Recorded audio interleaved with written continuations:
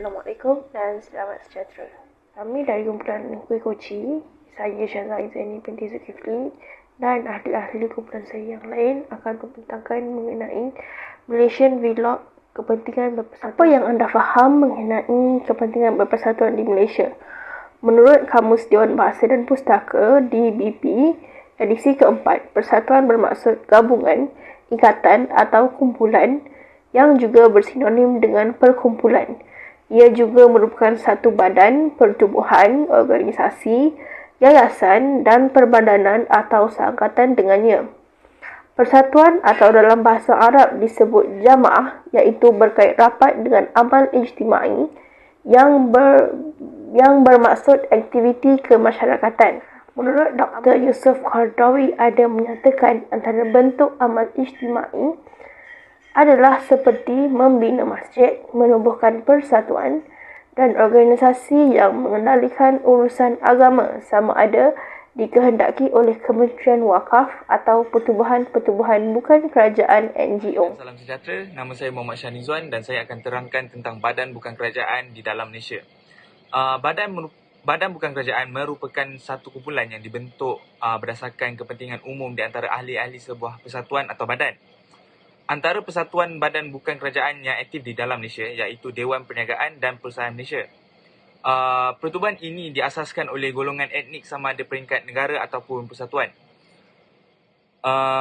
Peranan badan bukan kerajaan dari segi aspek kepimimpinannya iaitu pemimpin persatuan peringkat negara atau persatuan, barisan kepimpinan yang disertai oleh pemimpin pelbagai kaum dan bangsa. Ia bertujuan bagi mengadakan pelbagai dialog dan seminar dalam usaha untuk memahami permasalahan yang wujud dan mencari jalan penyelesaian. Melalui perbincangan tersebut, dapat memupuk hubungan antara etnik, misalnya seperti Angkatan Belia Islam Malaysia yang mengadakan seminar bagi menjelaskan kepentingan hubungan etnik dalam konteks Malaysia yang pelbagai latar belakang agama, kaum dan bangsa. Kepersatuan teknologi maklumat dan komunikasi selain kewujudan internet menyebabkan penggunaan media sosial menjadi semakin dominan dalam kalangan masyarakat di seluruh dunia. Setiap individu sudah tentu mempunyai akses terhadap internet yang kini telah menjadi budaya dan juga keperluan harian. Hal ini kerana dengan internet, segala maklumat terletak di hujung jari sahaja, termasuk mengakses atau memuat turun pelbagai aplikasi media sosial. Malangnya, media sosial kini dijadikan wadah bagi menyebarkan fitnah terutama terhadap individu, organisasi atau kaum-kaum tertentu. Masyarakat yang kurang pengetahuan terhadap sesuatu isu begitu mudah percaya dengan kandungan atau maklumat yang disebarkan tanpa sebarang tapisan. Fitnah yang tersebar luas dalam media sosial mampu mencetuskan pergaduhan kerana kandungan yang dibuat naik berbentuk provokasi. Akhir-akhir ini, terdapat pelbagai isu hangat berkaitan perkauman telah tercetus di media sosial.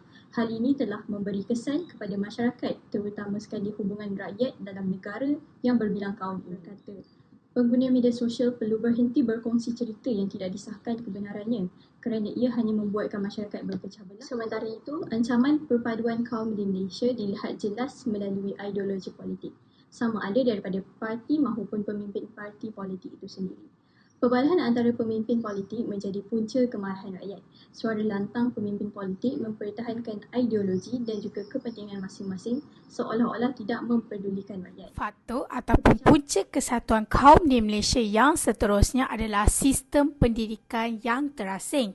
Mempunyai sistem pendidikan yang tersendiri, maksudnya sekolah Cina menggunakan bahasa perantara Mandarin, Melayu menggunakan bahasa Melayu dan India menggunakan bahasa Tamil. Poin yang seterusnya adalah kurangnya interaksi antara kaum. Contohnya, sesuatu kaum lebih cenderung untuk berkawan dan bergaul dengan orang daripada kaum tersendiri. Sekian, terima kasih. Setiap etnik teras di Malaysia mempunyai sekolah masing-masing. Seterusnya adalah status pekerjaan dan bangsa. Kaum Cina dikenali pandai dalam bisnes. Ini salah satu contoh status kehidupan yang kita hadapi hari ini. Orang Cina sering dianggap kaya, Melayu dianggap sederhana, India dianggap miskin dalam kalangan masyarakat Malaysia. Terdapat satu patah perkataan iaitu bersatu teguh bercerai roboh. Jika kita berpecah belah, masyarakat itu akan hancur. Jika kita bersatu, pastilah ia akan berdiri dengan teguh. Kesatuan di Malaysia adalah perselisihan faham antara parti politik. Terdapat dua punca yang perlu ditangani bagi mengelak perselisihan faham antara kaum dan agama di negara ini, ahli politik serta media sosial. Persekolahan yang memisahkan pelajar mengikut bahasa ibunda dan perbezaan etnik kurang memainkan peranan yang berkesan bagi memupuk integrasi dan persefahaman dalam kalangan pelajar. Situasi ini hanya akan menyebabkan interaksi antara mereka lebih terhad di antara etnik yang sama sahaja. Implikasi dari segi ini ialah mereka akan mencetuskan hubungan etnik yang memberi kesan yang negatif kepada negara Malaysia. Dilupakan bahawa golongan yang menuntut di sekolah itu juga akan terlahirnya para pemimpin untuk mentadbir negara Malaysia pada satu hari kelak. Sekiranya pemikiran mereka hanya disogok dengan etnik mereka sahaja, sudah pasti Malaysia akan melahirkan ahli politik yang akan mementingkan kaum Saya mereka. Rashika Sri Wisuren. Isu saya ialah perbezaan agama dan budaya. Ahli politik menyentuh unsur-unsur keagamaan ketika melakukan manifesto. Seterusnya, ahli politik memperalatkan politik atau agama untuk mencetuskan pergaduhan yang boleh menjejaskan keharmonian negara. Contohnya, peristiwa 13 Mei yang merupakan krisis perkauman yang terbesar di negara ini yang melibatkan kaum terbesar iaitu Melayu, Cina dan India.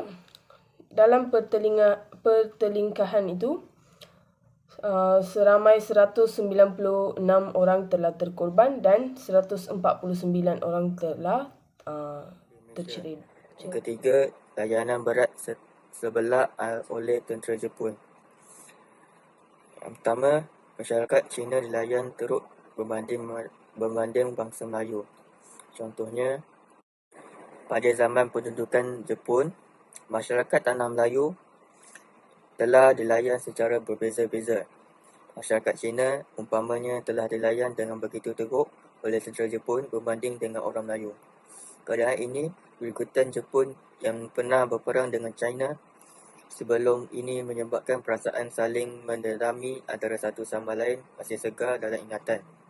Hai, nama saya Yurik. Saya ingin berkongsi tentang langkah-langkah yang boleh kita lakukan untuk mengekalkan kesatuan ataupun perpaduan antara kaum di Malaysia.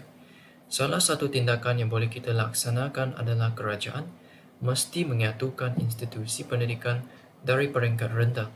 Hal ini demikian kerana perbezaan dalam sistem pendidikan dan kewujudan jurang pendidikan antara kaum akan merosakkan perpaduan dalam golongan kanak-kanak.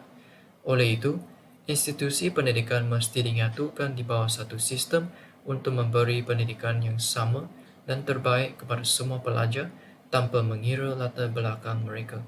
Secara langsung dan tidak langsung, generasi muda negara kita dapat berinteraksi dan bergaul satu sama lain. Di samping itu, ibu bapa perlu menjadi teladan yang penting kepada anak-anak sejak mereka kecil lagi. Dengan mempraktikkan nilai-nilai perpaduan, tamsilnya masyarakat sepatutnya melibatkan diri dalam aktiviti sukarelawan dan kebajikan dalam komuniti seperti gotong royong. Dengan berbuat demikian, kita bukan sahaja dapat membantu mereka yang mengalami kesusahan, tetapi kita juga dapat mengeratkan hubungan antara kaum. Ibarat kata peribahasa, berat sama dipikul, ringan sama dijinjing.